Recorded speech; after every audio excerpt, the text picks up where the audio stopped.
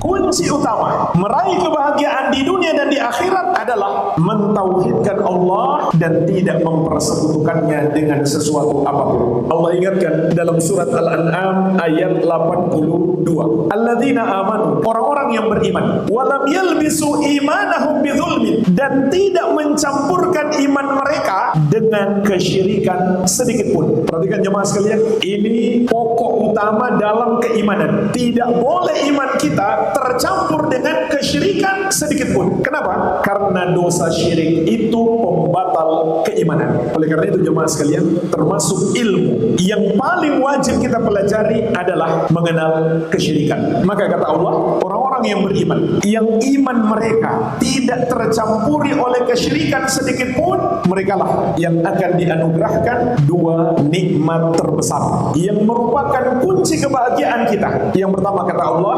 ulaika lahumul amnu. Mereka itulah yang akan diberikan nikmat aman, yaitu aman dari azab Allah. Dan azab Allah itu bisa jadi pada 4 kehidupan. Yang pertama di dunia, yang kedua yang lebih berat lagi di alam kubur, yang ketiga yang lebih berat lagi di padang mahsyar di hari kebangkitan, dan yang keempat yang paling berat di neraka. Maka kita tidak mempersekutukan Allah, kita murnikan iman kita dari semua bentuk kesyirikan dan kekufuran. Maka dengan ini kita mendapatkan jaminan keamanan dari Allah Subhanahu wa taala. Inilah jemaah sekalian kunci utamanya menggapai kebahagiaan. Kemudian nikmat yang kedua, wahum muhtadun. Mereka itulah yang akan mendapatkan nikmat hidayah.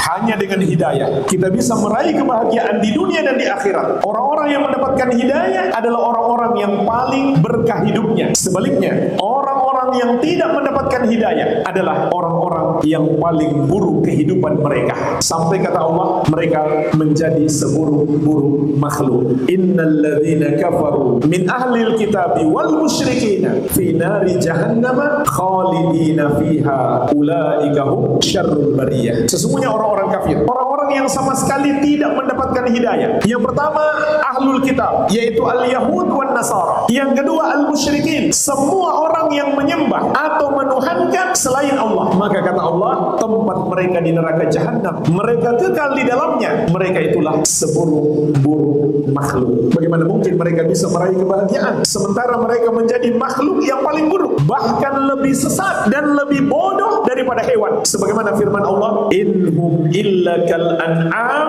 bal hum adallu sabila. Tidaklah orang-orang musyrik itu kecuali seperti hewan, bahkan mereka lebih sesat, lebih bodoh daripada hewan. Juga firman Allah Subhanahu wa taala, wa man adallu mimman yad'u min dunillahi. Dan siapakah yang lebih sesat, siapakah yang lebih bodoh daripada orang yang menyembah kepada selain Allah Subhanahu wa taala. Maka tidak mungkin orang yang menyembah kepada selain Allah akan meraih kebahagiaan, tidak di dunia, tidak pula di akhirat. Mungkin muncul pertanyaan, tapi kenapa banyak orang kafir namun kaya raya, banyak duit, dia bisa membeli apa saja, dia bisa jalan-jalan kemana saja? Jemaah sekalian, ketahuilah, itu bukan suatu kebahagiaan, justru itu adalah azab yang datang dalam rupa kenikmatan. Itu bukan kebahagiaan, itu adalah istidraj, makar Allah. Dia sedang ditimpa makar dari Allah, dia sedang mendapatkan azab yang justru lebih berbahaya daripada azab itu datang dalam bentuk musibah. Azab yang datang dalam rupa kenikmatan dunia ini lebih berbahaya. Sebagaimana Rasulullah SAW mengingatkan, idza ra'aitallaha yu'til abda minad dunya ala ma'asihi ma yuhib fa innama huwa istidrajun. Kalau kamu lihat seorang hamba yang bergelimang maksiat, tapi Allah menganugerahkan kepadanya berbagai macam nikmat dunia yang disukai oleh hamba tersebut, maka itu hanyalah istidraj, azab Allah yang datang dalam rupa kenikmatan. Sehingga pada hakikatnya itu bukan kebahagiaan, itu adalah pintu besar menuju kepada kehancuran. Kemudian Nabi SAW membaca ayat, falamma nasu ma dzukiru bihi fatahna alaihim abwaaba kulli syai'in hatta idza farihu bima utu akhadnahum baghtatan fa idzahum mublisun. Ketika mereka melupakan ajaran-ajaran kami yang telah diingatkan kepada mereka, maka kami bukakan untuk mereka, kata Allah, pintu-pintu kenikmatan dunia dari segala arah. Perhatikan jemaah sekalian, ayat yang mulia ini mengingatkan kita, jangan kita merasa aman. Kita banyak berbuat dosa, tapi nikmat Allah terus diberikan. Makanan setiap hari ada, sehat terus, belum sakit-sakit, pekerjaan masih ada, rumah masih ada, tapi kita terus berbuat dosa. Perhatikan ayat ini, kata Allah, ketika mereka melupakan